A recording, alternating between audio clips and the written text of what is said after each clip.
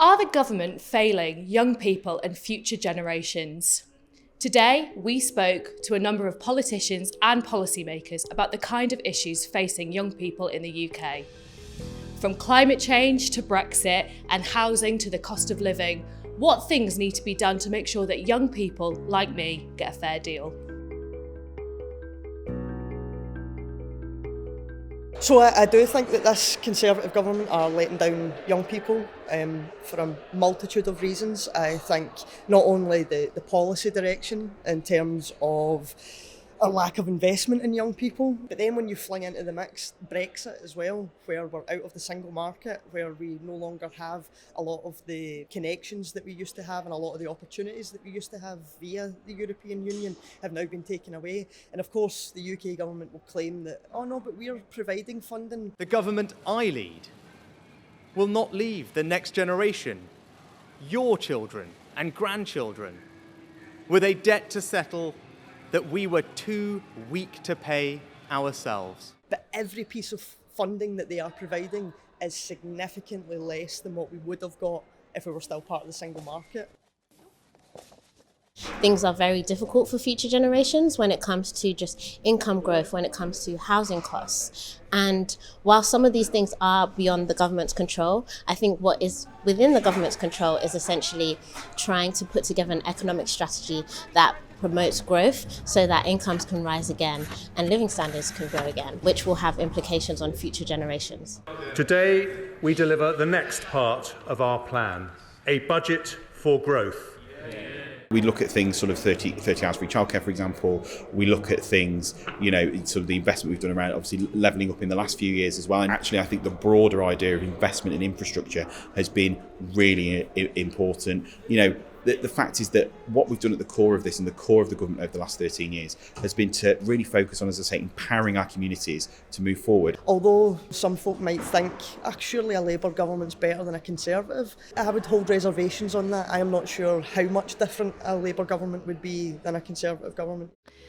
Is the government doing enough to tackle the impact of climate change on future generations? Yeah, I think the government is failing future generations because it isn't delivering. It's done all the right things for them in setting the targets, not just net zero in 2050, but the really tough targets for 2030 and 2035. It's led the world in those targets, but it isn't delivering. I'm deeply sorry. I also understand the deep disappointment. I do worry that the shape of the state is at the moment looking like it's lots of expenditure on services for older people, and that's understandable. Healthcare system heavily used by older people, the triple lock on pensions. We are by contrast offering a much poorer deal to younger generations whose benefits aren't going up by anything like the triple lock and who are going to face the consequences of the climate crisis unless we invest more in green energy.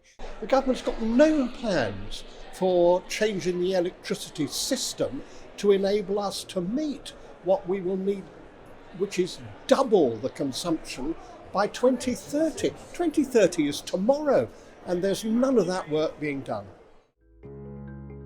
How is the housing crisis affecting young people, and is the government helping?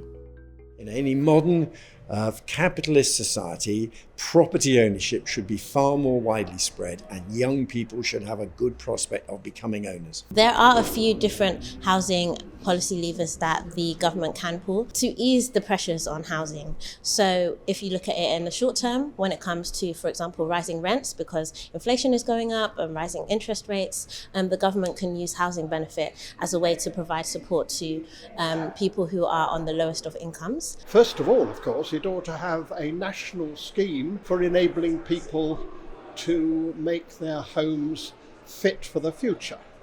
That is not just a question of helping the poorest directly, but also enabling that very large amount of money that's available from the private sector to lend to people who could afford to do this if they only had the opportunity.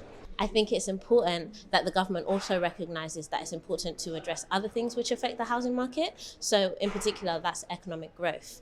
We've had stagnant economic growth, which means incomes have also been stagnant, which means the pressures are just rising. And therefore, if the government is to put together an economic strategy that prioritises economic growth in all areas, an economic growth that is inclusive and reduces inequality, I think that can really be the key towards us unlocking our future potential and raising living standards for all.